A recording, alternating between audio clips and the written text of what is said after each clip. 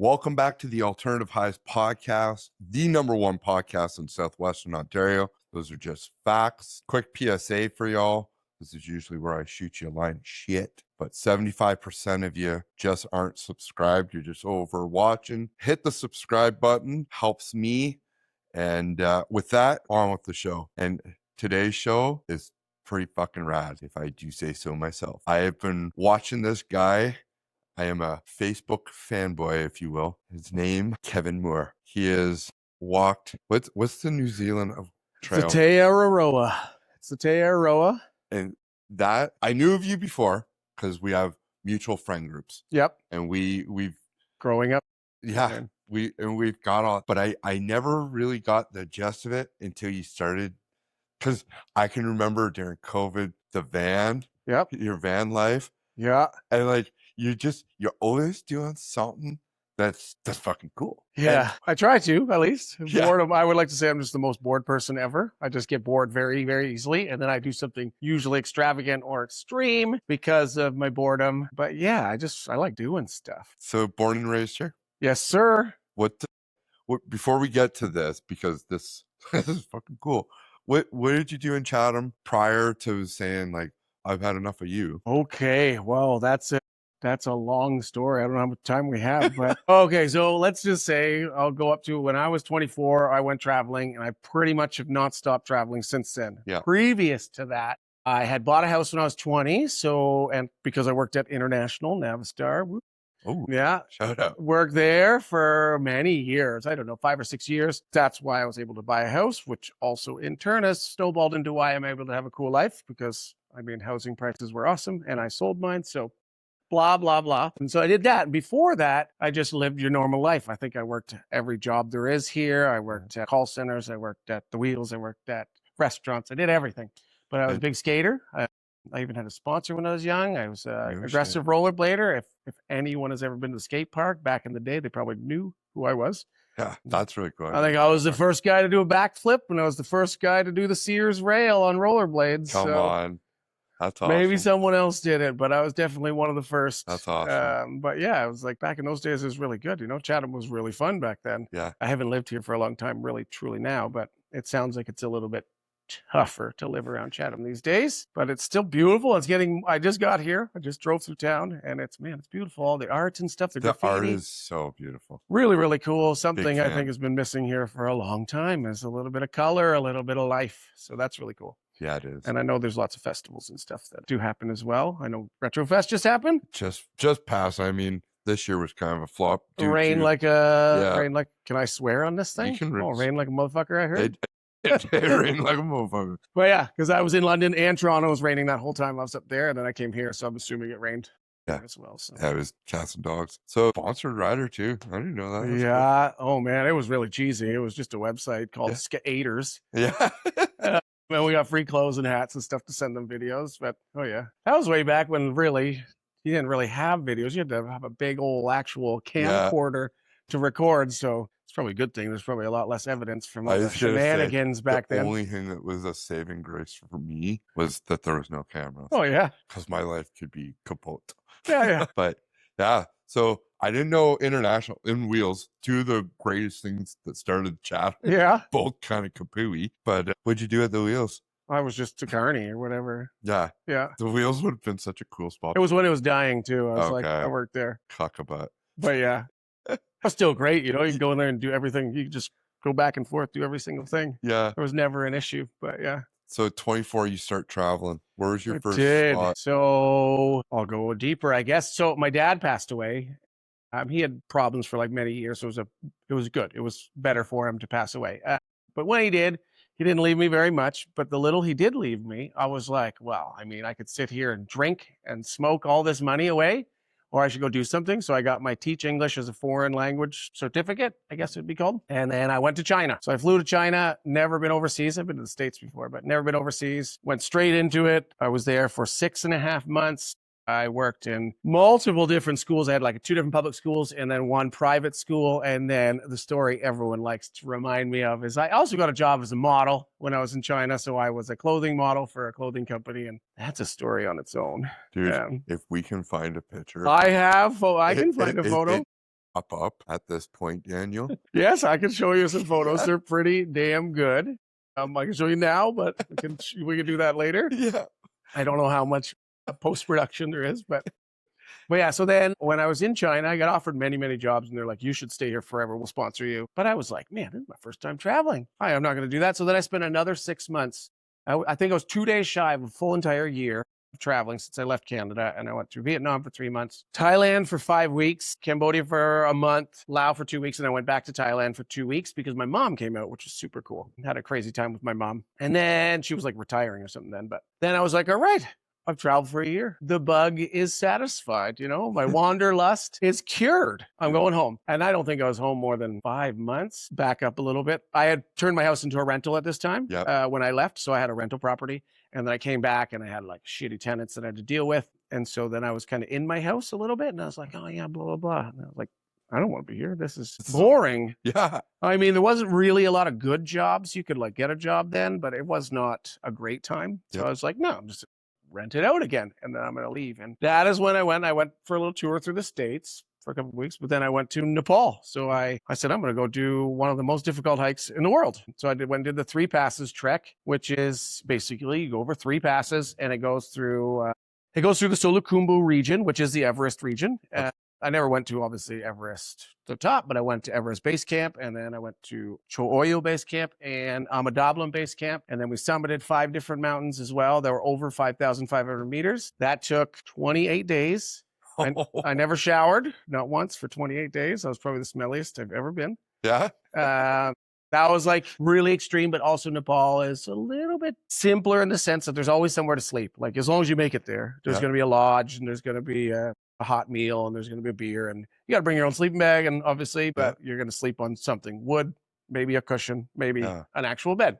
Okay. So there's a little bit simpler. I met some really awesome dudes that wanted to do this too because I was going solo. I was going to go by myself, end up with 8 guys, and it was really, really crazy. So that opened my eyes to long distance hiking, and I was like, oh, I should probably want to do this again. But you know what? I don't think I ever need to hike again. I just hiked for 30 friggin' days. That was pretty extreme. Then I was like, well, I don't feel like leaving now. So I spent in total, I spent 3 months in Nepal, and then I went down to India, and I spent 6 months just shy of 6 months in India. And while I was in India, I was only in the north. I got my yoga teaching certificate, so I'm a licensed yoga instructor, which I do every once in a while. It's a great job, actually. We need to talk.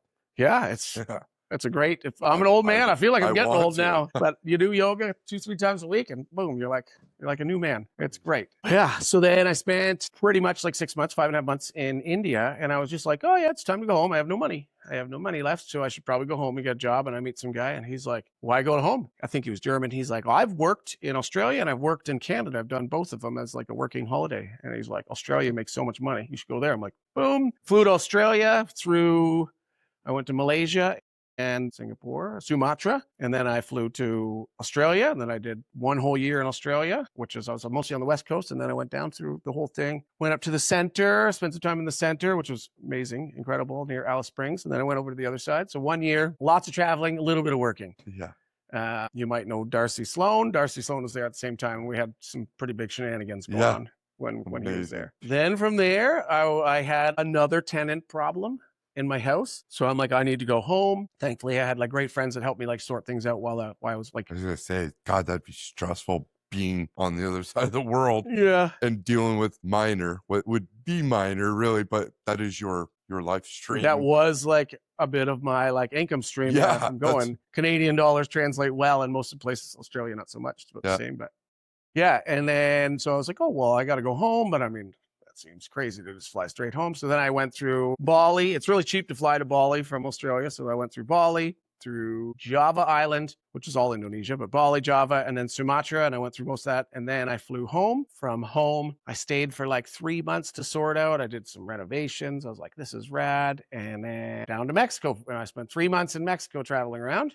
Yeah. I was like, that was my first taste of Mexico, jumping way further ahead. I now live in Mexico full time. So I definitely love the country. And that was my first taste. You must really love it because you've been living there for 1.5 years now. Wild. Yeah. Oh yeah. So then after I traveled all through Mexico, backpacked around, it was super fun. I came back to Canada and I was like, oh, I should probably go back to Australia. Why not? I'm able to get a second-year visa, so I'll go do it. You make good money over there. It's kind of crazy. So then I went back, and then I spent lots of time in the West again, and then I went over to the center again, and then I basically, in Australia, I had traveled every single place there is except for Tasmania, which was super cool. No kidding. Yeah, I think I hitchhiked a lot. I hitchhiked from coast to coast at one point in time. I just did like a lot of crazy stuff there, and I really really put in my time. What was hitchhiking like in Australia? Was it easy to get picked up, or was Very easy to get picked up, but there was moments in time, especially in the outback, where I'm like, there is a limit of time. I'm gonna die. I'm gonna fry. Like it's so stinking hot and so stinking dry. Yeah. So I'm like, if I don't get picked up soon, and I'm like rationing water, and I'm putting a shirt over my head, like try and prop it up so I can actually have some shade. Yeah. But generally wasn't very hard. Okay. But sometimes it'd be like, there is no car for hours. So it's not like it wasn't people not picking me up. It was that there was no people. Yeah, just dead so, and I also got some pretty wild rides too. I guess, well, this is a pretty good story. I was going to say, you got any great stories about it? I got a great story. So I was hitchhiking from Alice Springs or Uluru, like the biggest rock in the world, the one that's out there. And then I was going up to Queensland. So last place I landed, Townsville or something like that. Either way, about halfway through, and this big fuck off RV, like American RV, like a big giant 50-footer, like huge thing. Big, like charity, like their charity they're doing. I don't remember what the charity was, but they were bringing books and school supplies to the indigenous kids out in the outback. And that was their thing. And middle-aged couple in their 50s, maybe, super lovely, very, very lovely. They jump in and I was like, yeah. They said, oh, we'll take you this far, but obviously you're not staying with us in our RV because it's 5 days or something that I had to go. And so on that time, we have a great chat, and they're like, you seem honest, like you're not going to murder us or something, so we'll let you stay in the RV. And I was like, all right. So then they break out a couple beers. We have a couple beers. They break out a doobie, have a doobie. We start playing cards. And he just goes, do you want to fuck my wife? And I'm like, I mean, it would be rude. Like, like you guys are giving me a ride. It seems like this would be a rude thing to say no to. But like, I've been hitchhiking for like 3 days already. I'm probably not in the best shape anywhere. I'm pretty smelly. Let me jump in the shower at least, because they have a big RV. And they're like, yeah, jump in the shower. And I'm like, okay, jump in the shower, quick wash up. And I come back out and the lady is gone. And she was apparently too embarrassed that her husband was so abrupt about asking. And I guess maybe I was a little shy, or I just didn't answer very quickly. So maybe she was like, oh no, he's a... How old was I? I would have been 28 years old. And the lady's like 55 or something. So she got embarrassed. So I never had to pay my dues for the ride, I guess. But they still continued to give me a ride for the next day. So I got a 2-day ride out of them. And then I jumped in with another guy that was like a pretty wild driver that he was drinking and driving the entire way. It was pretty interesting. But that was definitely the good one. That's amazing. That's amazing. Well, yeah, I'm not opposed to anything. I'll try anything twice. Yeah, you gotta pay your dues. God, that when you started saying, I didn't know it was gonna be the husband offer. But I was like, this has to be sexy. Oh, probably could have been better. Maybe, who knows? Experience. Australia. Australia. Man, who would have thought? But yeah. I guess back to traveling. So after my second year of Australia, I was like, oh, well, you know what? I had a girlfriend. Also, I got an Australian girlfriend, and she wanted to come to Canada. So we sorted that all out. Of course, on my way, I did a little bit of trips. I went to Austria, Germany, Finland, and I went to London, England. I shouldn't say I went to England because I was only in London, which was a very cool city. And then my girlfriend met me, and I was like, well, you're Australian. There's no way if we go straight to the mountains, you're never going to see anywhere else in Canada because the mountains are the West Coast is the best coast. It's so beautiful. So I was like, we're going to start in the French part. So moved to Montreal. She met me in Montreal. We lived in Montreal for a year, just shy, like 10 months or something in Montreal. Hands down, the best city in Canada. Best big city in Canada. Montreal's incredible. I love it. I absolutely love it. That's where my fiance's from. Yeah. Excellent place. Then after that, I moved out. We actually split up because whatever, traveling is different. Yep. We split up. She stayed obviously doing her visa. And then I was like, well, I'm going to go out west. So then I just took a bus. Do not recommend taking a bus across Canada. It is the worst ever. Long story short, I was very, very gross and I got scabies. So that wasn't cool. But it was an adventure nonetheless. 3.5 days, 4 days on a bus on a stinky Greyhound. Yeah. But yeah, then I lived for 1.5 years in Vancouver. From there, my family was having a big thing in Mexico. So I hitchhiked and kind of made my way from Vancouver to Victoria, down through the whole states, the West Coast, went all through Washington, Oregon, Washington. I don't know which ones they're in. California. Then I walked across the border to Tijuana, which was super, super cool. And then from there, I flew to Los Mochis, which is El Chapo's home. Yeah.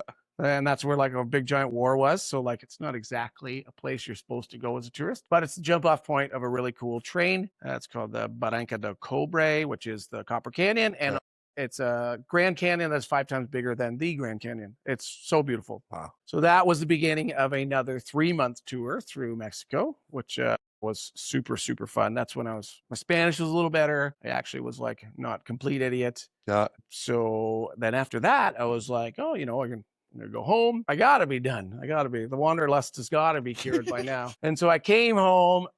Exact same kind of thing as I had a shitty tenant, had to deal with the tenant going out. And then I was like, I'm going to stay and I'm going to live in my house. So then I was there. I think I lived for 5 months here in Chatham. Yeah. This is maybe not the last time I lived in Chatham, but one of the last times I lived in Chatham. Did a whole bunch of stuff, renovated, painted my house, did a bunch of random stuff just to like keep myself busy and like do whatever.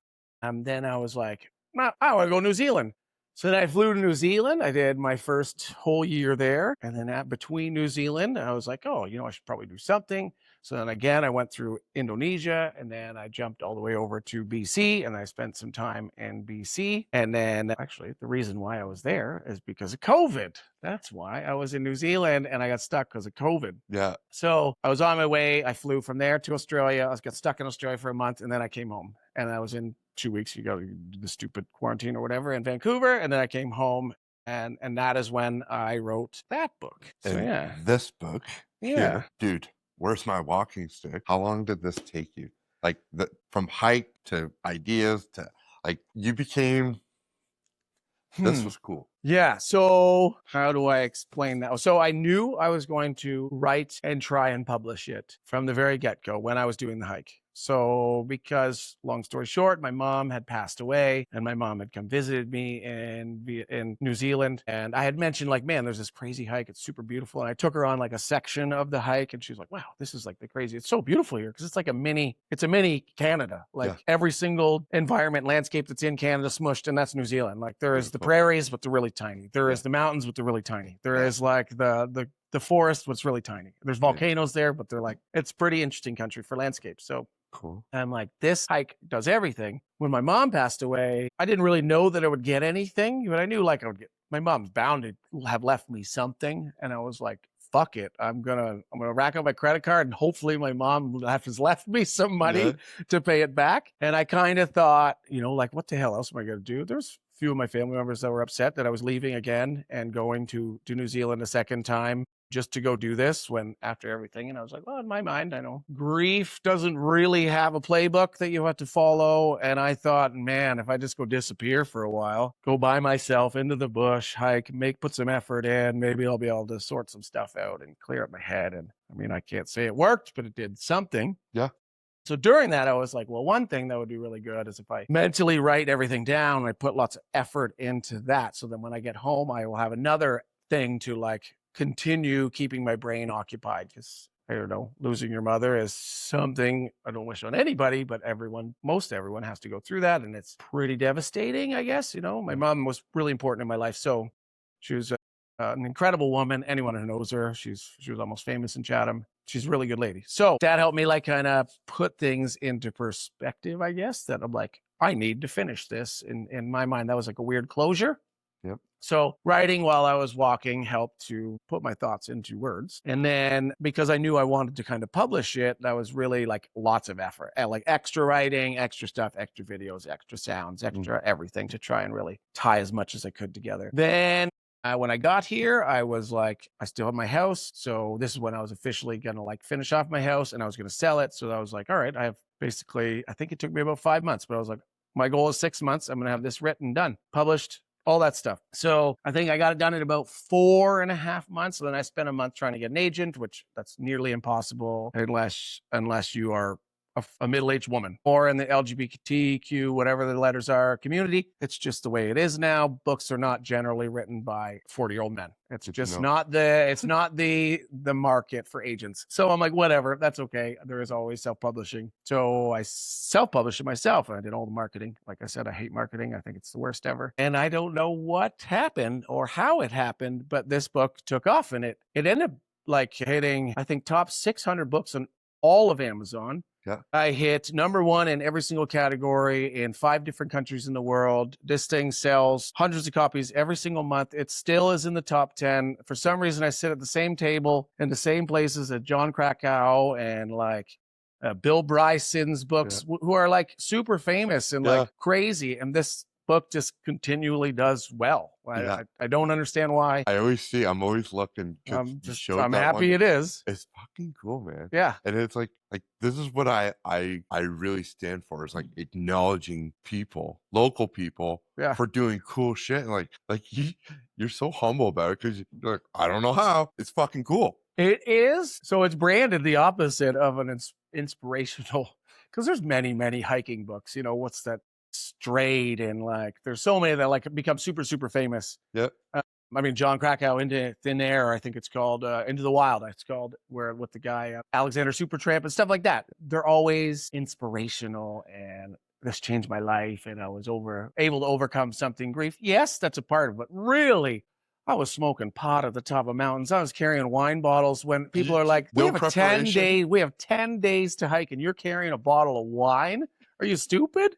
And I'm like, well, we're going to this place. We're going to have a glass of wine when we're at the top of it. I was very unprepared. I was very the opposite. That's why it is, second title is What Not to Do on the Te Aroa. You know, I was getting naked. And at the time I smoked cigarettes. I don't smoke cigarettes anymore. Bad habit. Congrats. Bad habit.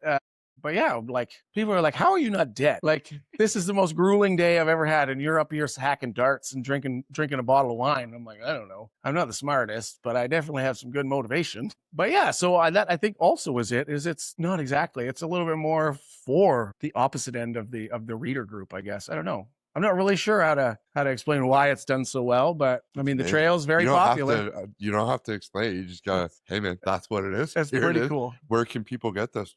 Pretty much everywhere. Obviously online, all your online sellers, they're literally, it's available everywhere. For local bookstore, actual local, I know in the States at like Chapters Indigo, maybe not all of them, but I do have like a contract with them. So maybe, I don't know, but they say they hold them. Originally, I think they took a handful, $500 or something. So I don't know what that means in the grand scheme of how many Chapter Indigos there are, but you can get it at the Chatham-Kent Public Library. I know that much. It's definitely there. You got a pretty cool website too. I was checking it out. I do, yeah. kevinmoore.ca. Yeah. It's little selfless, shameless plug there. I was setting it up for that because it is a great website. You got a lot of great photos too. Yeah, so I've always loved photography. Thought that was really cool. And I was recently, before I moved to Mexico, we were living up in Whitehorse, up in the Yukon. Yeah. Which is, I know I say Montreal is the best big city. Yeah. But I think Whitehorse is like one of the best cities in Canada. It's so cool up there. Yeah. It's a different lifestyle, but the hospitality is like northern hospitality at its maximum. And so, yeah, I was always going out because there's the auroras. Like the northern lights are every single day almost. You can get like insane ones. Like you think you've seen them in photos, but when you see them in real life, it's a little bit life-changing. It's something I need to see before I shit. It's pretty impressive. The usual ones are all right, but when it goes to like you almost feel it, it gives you a headache because it's so much magnets or whatever it is in the atmosphere, and you hear it like crackles and whistles and stuff when it's really big and it moves in real time. Like those are the ones that are like, my God, like you almost want to like grovel to the ground and just like thank everything, you know? Like it's like, this is insane how beautiful this is, how crazy this is, and how there's explanations for it all, but I think the indigenous explanations are much cooler in the sense. But like, so I was taking photos and I was just showing people photos, right? And I was like, yeah, blah, blah, you know, and I've taken photos for decades. I've been traveling for decades all over the world. I got tons of crazy. Like I have a published photography book that I did many years ago. I never really did anything with photography. And then I'm showing this guy I'm bartending. I'm showing this guy my photo of last night. And he's like, here's my card. You need to come to my shop tomorrow. And I was like, oh, what's your shop? And he's like, I'm a professional photographer. This is the only thing I do. And your fucking photos are better than mine. Yeah. And I was like, and this is my camera that I use. And he's like, I have $100,000 camera. I'm like, this one cost me $300. I got a lens given to me from a friend. Yeah. My girlfriend bought a used lens offline that was like $150. I maybe had $500 in this camera. This guy's like, I am a professional. He's like, I want to buy some of your art and like claim it. And I was like, oh, that's weird. I don't think I want to sell you my like rights to my photo, but I did. I sold them rights to one photo. It's very cool. It's like, it looks like there's a polar bear in the lights. Very, very cool. But then I was like, oh, maybe I should try and just figure out how to make prints and set this up. And so then I was like, oh, this is very cool. Like I start doing that and I see more people and they're like, oh my God. So I got my friend printed one off. And then I was like, oh, maybe I should kind of look into like drop shipping so I can maybe this, you know, the new thing, try and make a job out of it. So I start making like all kinds of prints. I go through everything. I spend hours and hours and hours and hours through every million photos that I've ever taken. And I start getting some like really, really good ones. And then a lady approaches me from the Yukon Visual Arts Awards, I think it's called. And she says, I would like to nominate you for a visual arts award. And I was like, whoa, well, I'm only local here. You have to be a permanent resident there. And I had only been, you have to be 2 years there. So they're like, doesn't matter. We're still going to nominate you and you'll be in there, but you're pretty much guaranteed you can't win. Yeah. So then this photo is called Portal.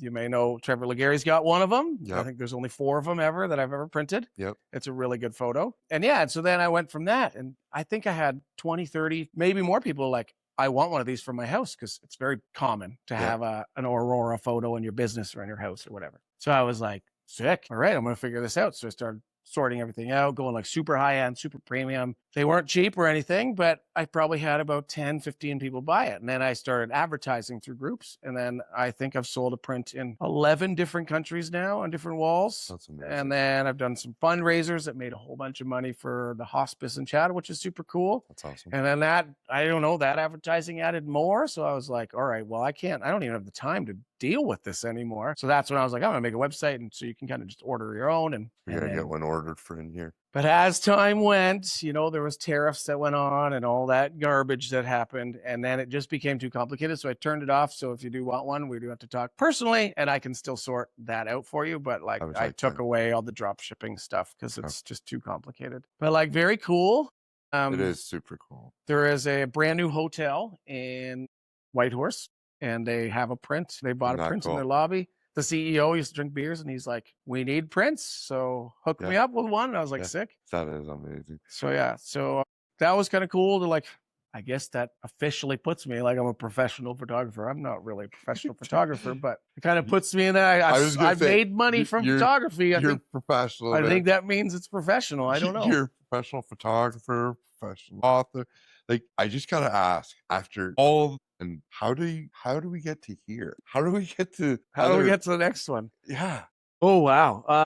Yeah, that's part 2, part 1. So Fortress 28, they're pretty good. I really love them. Everyone who has read them really loved them. I don't think I did a bad job. I know it's a very difficult world. The niche of zombies is very big. Yeah. It's very popular and there's lots of awesome stuff in it. I love it all. But I've always had a zombie movie book, something in my head. I've always wanted to. I dream in zombies. I love them. You know, if there's a zombie apocalypse, I'm running towards it. I ain't running away, man. So then I was like, you know what? I should just do it. I'm just gonna start punching in. I would say it took me 2 years before I got to the point of like proper editing and stuff. You know, I probably did it 5 times myself. Unsure. I was almost nervous to even send it to a real editor. And so then I got an editor and then I originally had 3 books. So it was a 3-part series.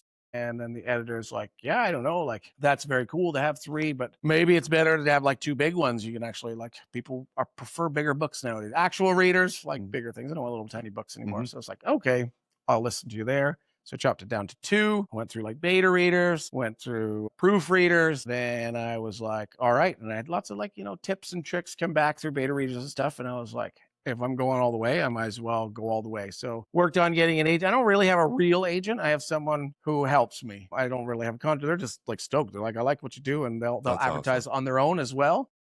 He's a pretty rad dude, but really more or less he just kind of helped me along and stuff. And then so from there I went and got like another actual editor. I got like a more of a developmental editor and they're like, oh yeah, actually everything's kind of good. Let's just like shift some stuff around and like really narrow it down to some stuff. So went through that, published those 2. By no means is that the end. There's actually up here, there's 3 more. There's 5 in this series. Yeah. But those are the only 2 that are published. I figured if I got knock out 2 of them, that's good enough. Yeah. And then now we're in the process. Well, book 1, part 1, Ashes of Civilization is an audiobook. It's officially available already. That's awesome. It's available on, I think, not everything, but it's like Audible, iBooks, iTunes, whatever. And of course on Amazon because Amazon does everything. Yeah. That's so cool. And then the second one is in the works for an audiobook. And then I have officially, I don't know how happy I will be with it, but I've always wanted to do Dude, Where's My Walking Stick as an audiobook. Me record it, but I realize I'm never going to do it. So I got someone to do it. So Dude is also coming out as an audiobook.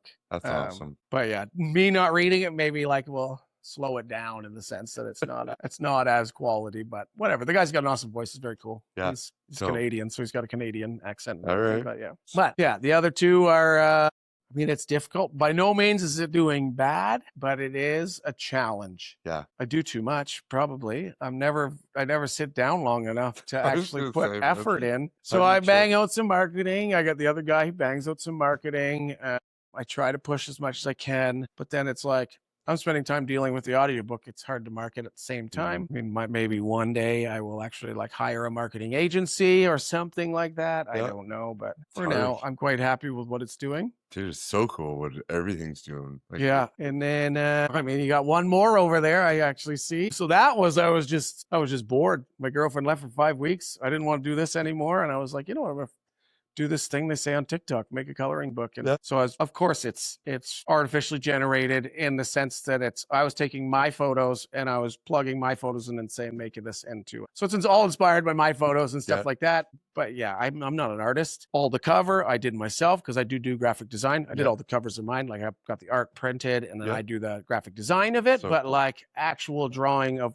the images inside was not technically me. Yeah. There's lots of shifting and moving and making things. But in this day and age, I was like, hey, man, why not at least try this for a coloring book? And that thing is flying off the shelves because it is the only. Time hit these moments, my fucking hair stands up because it's just so cool. Yeah. You're sitting here. You made the time to come and sit with me. And the fact that you're from here and we've known each other.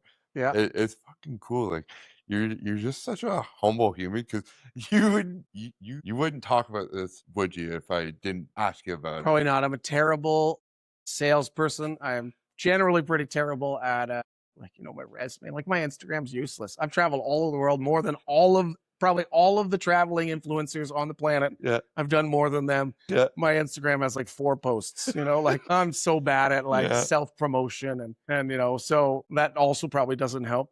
Like I had friends in Yukon for like 7 months, 8 months, and they're like, you have a book? And I'm like, yeah, I have quite a few of them actually. And they're like, how come I learned this from someone else? Yeah, no kidding. I see you every day. And I was like, I guess I never really mentioned it. I'm not marketing myself. So we've heard all the cool shit up to today. Yeah. What are future plans for Kevy Boy? So future plans, ideally Mexico forever, which is super cool. It's a very cool base. The town is it's actually technically, I live in a village.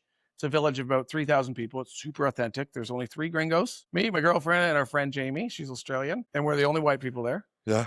But it is in a big city. It's like a village attached to a big city. And the big city is Manzanillo, which is very maybe popular. It's like, it has a lot of snowbirds, but it doesn't have a lot of like major tourism. It's not Cancun or Puerto Vallarta or anything like that. You absolutely must speak Spanish. There's very, very little English, which is awesome because it helps you learn Spanish, which I need to do. But it's so lovely and amazing. Like I know the world thinks that Canadians are the best, most hospitable, nicest people on the planet. There's no possible way. I've lived in almost every province in this country, and Mexicans are 10 times more hospitable. They're so much friendlier. They're so nice. They would like, even if they didn't have a shirt on, they'd go and get you a shirt, like to give you. I feel like it's very much like a grandmother. They say we're patriarchal, and then they're very matriarchal because that's just Spanish. It's very, very motherly. But I think they're like the next level. They're grandmotherly. Like everyone is just so lovely that you can never, it's almost impossible to go a day without eating. I mean, I have money, but like there's lots of Mexicans that don't. There's always somebody feeding people. There's always someone who wants to buy you a beer. There's always somebody who wants you to come and do something. It's an incredible feeling to be really welcomed. And I know at the beginning, like I said before, it's not all it's cracked up to be, because at the beginning it was, I would say, very tough because there's no real intimacy. Like, sure, I can talk smack and talk shit, like basics of Spanish, but it's not until kind of recently I'm actually like, I can actually crack jokes and actually understand people on a more deeper level and get deeper and further into the actual culture and the people and make real friends, I guess is the thing. That's awesome. because it's very easy. Like my aunt and uncle live there, so that's like a super good like security blanket, you know, like a security net. If I ever need anything, they're always there. They have been there 20 years and stuff like that. So it's really nice. And through the years, I've been there many times visiting. So I do have like acquaintances and friends and stuff. But now that I've been there a year and a half living in a village, like I'm always game. Like lots of them say, you're a true Mexican now, man. Like you're always game for everything. I'll do anything, man. I can't imagine what it would be for you to have to say no to something. Yeah. Because you seem like, okay. Yeah, well, let's go. It's pretty rare. I do have to question some things. I got like a good buddy, and he's like, "You want to come to work today?" And I was like, "What are we doing for work?" He's like, "Oh, just some work." And I'm like, "Okay, sure, I'll come to work today." And I was like, "We might go somewhere where I don't have any service or anything." And I'm like, "Florence will be okay." 7 hours later, I'm not even sure what we did that was work, but we're on a corner somewhere with 25 guys and we're drinking beers. And I'm like, where was the work part involved in me coming to work with you today? And he's like, here's your 300 pesos for coming to work. And I'm like, just buy beers, man. Like, you don't have to pay me. Like, because minimum wage is really, really low there. And I'm always game. I don't really care. I'm game for just going out for a day. Yeah. So I do have quite a few random jobs there, which is kind of fun. Also, it adds to diving into the culture more. Yeah. I host karaoke every Friday. I've been watching those posts. Which is super good. It's lots of gringos, lots of the snowbirds that come in. But like all the Mexicans in town love it too. Mexico, just like many cultures, they love karaoke. Love it. So being able to sing in Spanish and have to practice always speaking Spanish to all the Mexicans that come in, and really helped me like get into the crowd, get into the community. And then soccer, oh my God, it is life. It literally, I think kids are born, and before the doctor slaps them in the ass, they chuck a soccer ball at them. Like Mexicans are so good at soccer. And so I go to the soccer games all the time, man. They're like $1.50. And I know you're not like a drinker or anything, but it's $1.50 to go in. And then beers are $2. Beautiful. And so you just sit and watch soccer, and it's like super high caliber. It is the highest house league there is. Like, I don't know what you'd call it, junior A or something like that. Like, but it's not like a professional. It's not the Chivas or like a Azul Cruz or like an actual like Mexican professional league, but it's the local league. And the caliber is crazy good. And because I'm always like going to the games, like guys are just like, man, I see you at every game. And like, I like soccer, man. Like, this is great. And they're like, you get more Mexican every day. Come on over, have dinner at my place. Come do this. That's so And sometimes cool, my girlfriend is like, where are we going? What are we doing? I'm like, we're going to drink raw milk at some farm at 8 a.m. somewhere, and don't even know where we're going. We'll figure it out when we get there. Man, this has been one of my favorite podcasts. I've never met anybody that's traveled nearly as much as you, and I can't wait to see what you do. Can't wait to see this hit a screen some point in life. I would like to push that into a script at some point in time. I don't know how to even do that, but I mean, it would be awesome. There's a network of people out there. I'll figure it out. What would you tell somebody that was thinking about, I'm stuck here in Chatham, I need to do something with my life, but they just never take the little extra push, and they go see anything? So I would like to say the favorite piece of advice I ever get is quit your job and go traveling. But nowadays it's a little bit more difficult. Quit your job here and then go get a job at a remote place. For Ontario, go get a job at a fishing lodge up north. For BC, go get a job at some resort somewhere. If it's winter, go to a ski hill. If you want to go to the prairies, get a job on a farm. Like go out east, go get a job on a fishing boat. Quit your job, leave Chatham, and go. And even if you go and work for just 3 months somewhere, or if you go and do 6 months, or because Canada is so big and it's so vast and it's so crazy, and the opportunity actually is everywhere. It's just like the opportunity isn't here because there's 45,000 other people trying to get a job.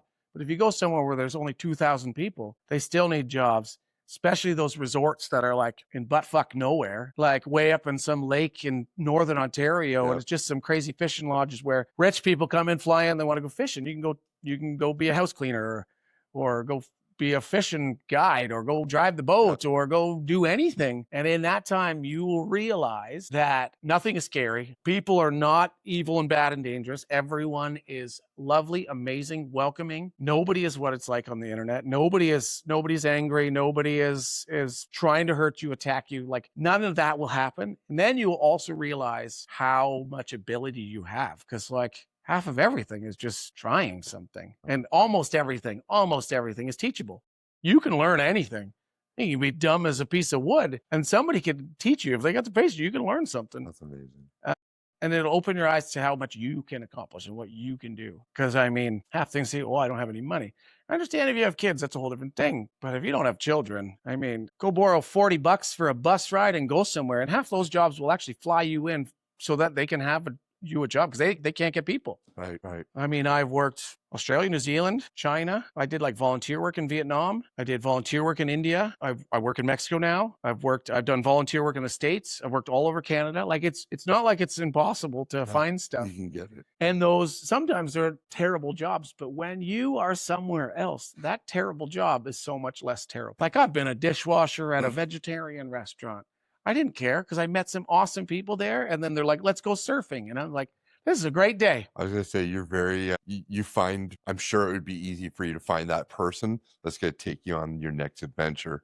And majority of people want to do that. Yeah. That's like also one of the craziest things. When you go to small towns and small places, the people, especially in those small towns, they're kind of celebrities. Like they have to, you're nice to everyone. You're a part of a community. When you're part of a community, you're famous, if you will. Like, you know, how many people know that you were in a car accident, right? Like, yeah. So like that is everyone kind of knows that. Mm-hmm. You might not be famous for it, but the people around you are like, yeah, we all know that. In essence, that's fame, right?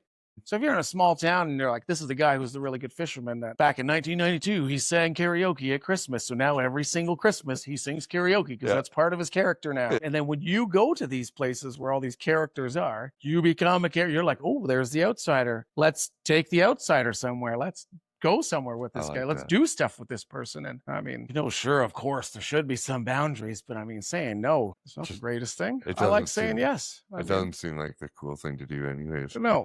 Kev, what a great podcast. Ed, thanks for coming down. Yeah. Thanks for making the time for me. Yeah. Thanks for having me. Dude, I've been asking you. You're like, hey, when I fly in, like you were so kind to me. I appreciate you. Yeah. My dude. Thank you. Appreciate you, man. I'm excited to see what you do next. Yeah. I don't know. Ideally, as little as possible. Yeah. I'm getting old, you know? Yeah. Little as possible is the goal, but that's impossible. So. Peeps, appreciate you. Peace and love.